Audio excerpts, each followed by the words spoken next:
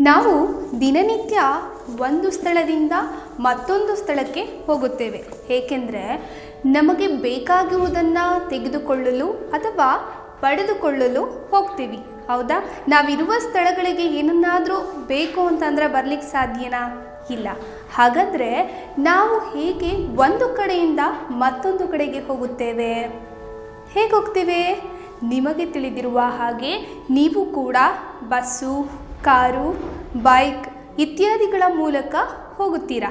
ಇವುಗಳನ್ನು ನಾವು ಸಾರಿಗೆಗಳು ಎಂದು ಹೇಳುತ್ತೇವೆ. ಹೌದಲ್ವಾ? ಈ ವಾಹನಗಳು ಇತ್ತೀಚಿನ ದಿನಗಳಲ್ಲಿ ಬಳಸುವಂತಹ ವಾಹನಗಳಾಗಿವೆ.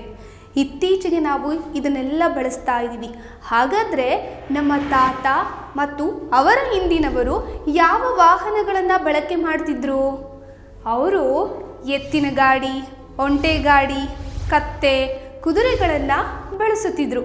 ಹೌದು, ಇವರೆಲ್ಲ ಪ್ರಾಣಿಗಳನ್ನು ವಾಹನವಾಗಿ ಬಳಕೆ ಮಾಡುತ್ತಿದ್ದರು.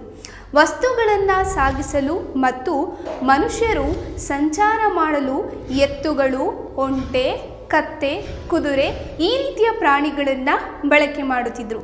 ಈಗ ವಸ್ತುಗಳನ್ನು ಸಾಗಿಸಲು ಮತ್ತು ಮನುಷ್ಯರು ಸಂಚಾರ ಮಾಡಲು ಕಾರು, ಬಸ್ಸು, ಲಾರಿ, ರೈಲು, ವಿಮಾನ, ಹಡಗು ಇನ್ನೂ ಮುಂತಾದವುಗಳನ್ನು ಬಳಸುತ್ತೇವೆ. ಈಗ ನಾವೆಲ್ಲ ಬಳಕೆ ಮಾಡುವ ವಾಹನಗಳಿಗೂ ಹಿಂದೆ ಬಳಸುತ್ತಿದ್ದ ಪ್ರಾಣಿಗಳಿಗೂ ತುಂಬಾ ವ್ಯತ್ಯಾಸವಿದೆ ಅಲ್ವಾ?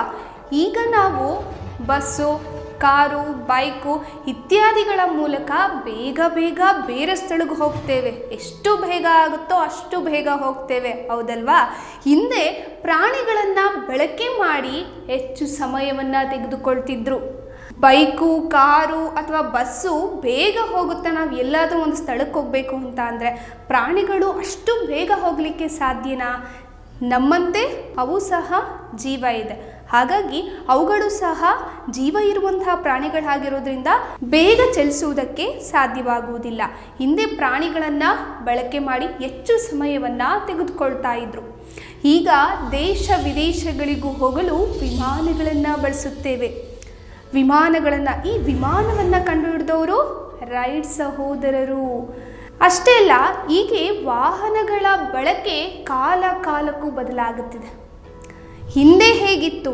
ಹಿಂದೆ ಮನುಷ್ಯ ಯಾವ ರೀತಿ ತಾನು ಬೇಕಾದಂಥ ಸ್ಥಳಕ್ಕೆ ಹೋಗಬೇಕು, ಏನಾದರೂ ಪಡ್ಕೋಬೇಕು ಅಂತ ಅಂದರೆ ಹಿಂದೆ ಯಾವುದೋ ಒಂದು ಕತ್ತೆ ಮುಖಾಂತರನೋ, ಎತ್ತಿನ ಗಾಡಿ ಮುಖಾಂತರನೋ, ಕುದುರೆ ಮುಖಾಂತರನೋ ಹೋಗಬೇಕಾಗಿತ್ತು. ಆದರೆ ಈಗ ಎಷ್ಟು ಬದಲಾವಣೆ ಆಗಿದೆ. ಬಸ್ ಇದೆ, ಕಾರ್ ಇದೆ, ವಿಮಾನ ಇದೆ. ಹಾಗಾಗಿ ಎಷ್ಟು ಬದಲಾವಣೆಗಳಾಗ್ತಾ ಇದೆ. ವಾಹನಗಳ ಬಳಕೆ ಕಾಲಕ್ಕೂ ಬದಲಾಗುತ್ತಿದೆ. ಹಿಂದೆ ಹೇಗಿತ್ತು, ಇವಾಗ ಹೇಗಿದೆ, ಮುಂದೆ ಕೂಡ ಇನ್ನೂ ವಿಭಿನ್ನ ರೀತಿಯಾದಂತಹ ವಾಹನಗಳು ಬರ್ಬೋದು. ಹಾಗಾಗಿ ವಾಹನಗಳ ಬಳಕೆಯಲ್ಲೂ ಸಹ ಕಾಲಕ್ಕೆ ಬದಲಾವಣೆ ಆಗೋದನ್ನು ನಾವು ಕಾಣುತ್ತಿದ್ದೇವೆ.